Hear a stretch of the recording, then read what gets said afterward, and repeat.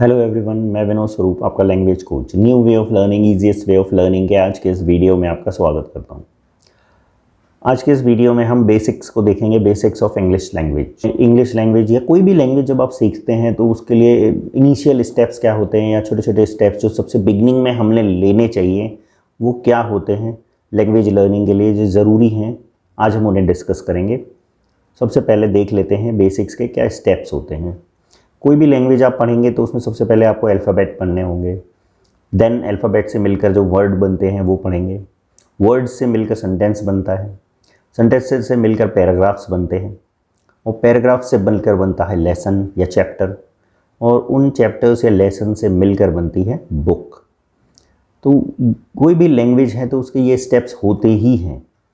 अब अलग अलग लैंग्वेज के अलग अलग अल्फ़ाबेट्स होते हैं, बट इंग्लिश में there are 26 alphabet in English language. English language में 26 अल्फ़ाबेट्स होते हैं, वो आपको पता ही है। They are divided into 2 parts, उन्हें हम 2 पार्ट्स में डिवाइड करते हैं, वॉल्स एंड कॉन्सोनेंट्स। वॉल्स 5 होते हैं, कॉन्सोनेंट्स 21 होते हैं, इन ऑल मिलाकर ये टोटल 26 होते हैं। इसमें सबसे महत्वपूर्ण बात है ये जानना कि वॉवल्स क्या होते हैं। Vowels are the heart of syllables. Syllables का हार्ट होता है, यानी बिना सेलेबल्स के आप वर्ड नहीं बना सकते, और बिना वॉवल के सेलेबल नहीं बन सकता। तो वॉवल की क्या इंपॉर्टेंस है वो आज हमें पता चलने वाली है, and are essential for word formation.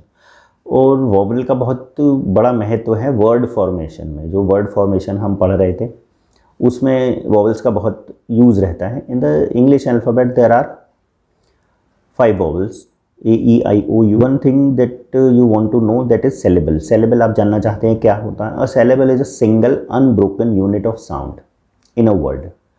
किसी भी शब्द में एक छोटी जो इकाई होती है, यूनिट जिसे कहते हैं ना, सिंगल यूनिट, सिंगल साउंड या सिंगल वॉवल का sound. It consist of at least 1 vowel, जिसमें कम से कम एक वॉवल हो, छोटी यूनिट। कोई भी वॉवल हो सकता है, समटाइम्स विद सराउंडिंग कॉन्सोनेंट, उसके आसपास कॉन्सोनेंट्स भी हो सकते हैं। Syllables help in pronunciation. Saleable हमें हेल्प करता है प्रोनाउंसिएशन में, स्पेलिंग में, and rhythm of word, words के फ्लो में, उसके अप्स एंड डाउन्स में, कि किस तरह से किस वर्ड को कहाँ हाई पिच में बोलना है, कहाँ लो पिच में बोलना है, कहाँ सांस अंदर लेनी है, कहाँ सांस बाहर छोड़नी है, किस वर्ड को किस तरह से प्रोनाउंस करना है, ये हमें सेलेबल्स के थ्रू ही पता चलता है। और सेलेबल बनता है वॉवल की वजह से। हम आगे कंटिन्यू करते हैं और देखते हैं क्या है। अब आप सेलेबल्स को कैसे पहचानेंगे? To find the number of syllables in a word.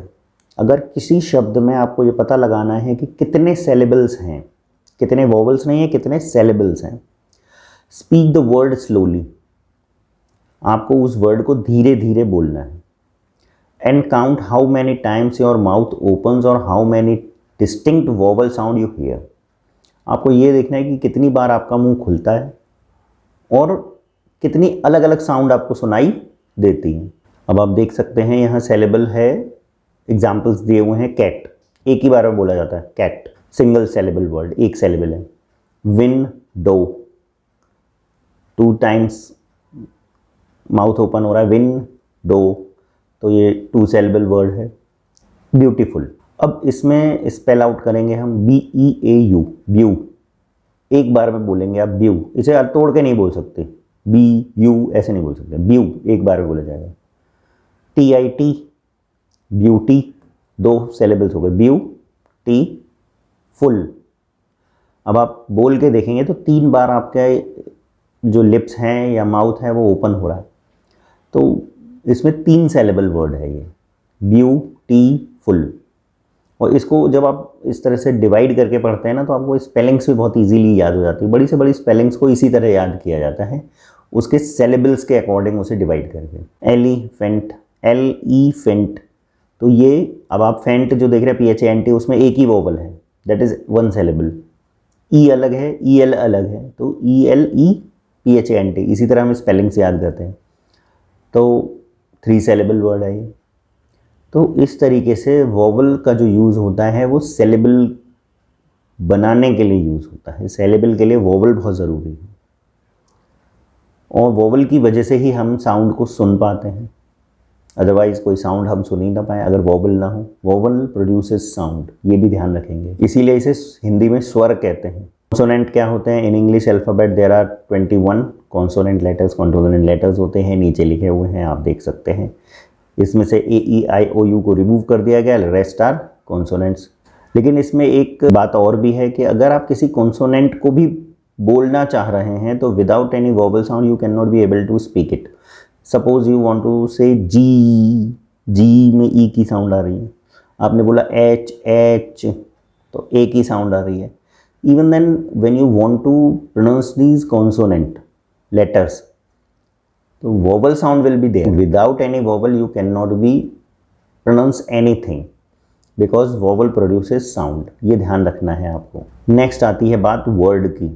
A group of alphabet which has some meaning is called word.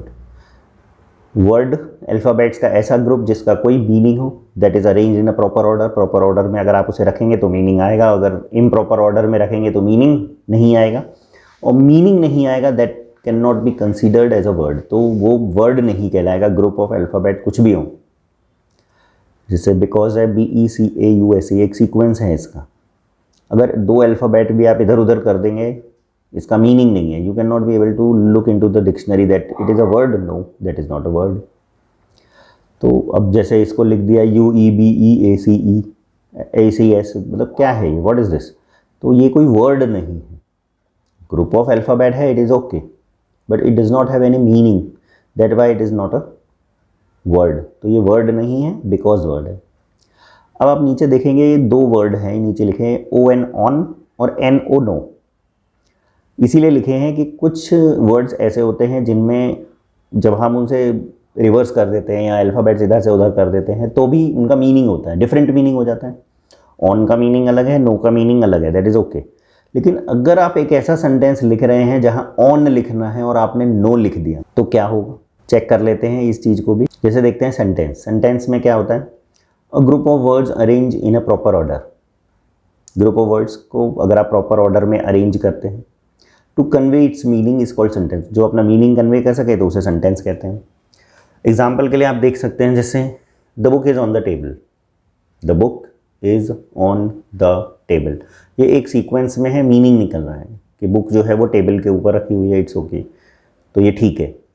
अब ये देखिए, the table is on the book, आप टेबल बुक पे रखिए, इज इट पॉसिबल कि आप table को book के ऊपर रख दें? और दूसरा क्या है?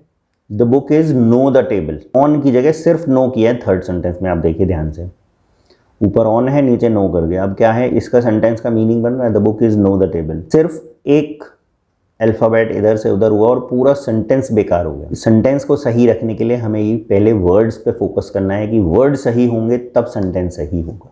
I hope you got my point. आपको मेरी बात समझ में आ रही होगी।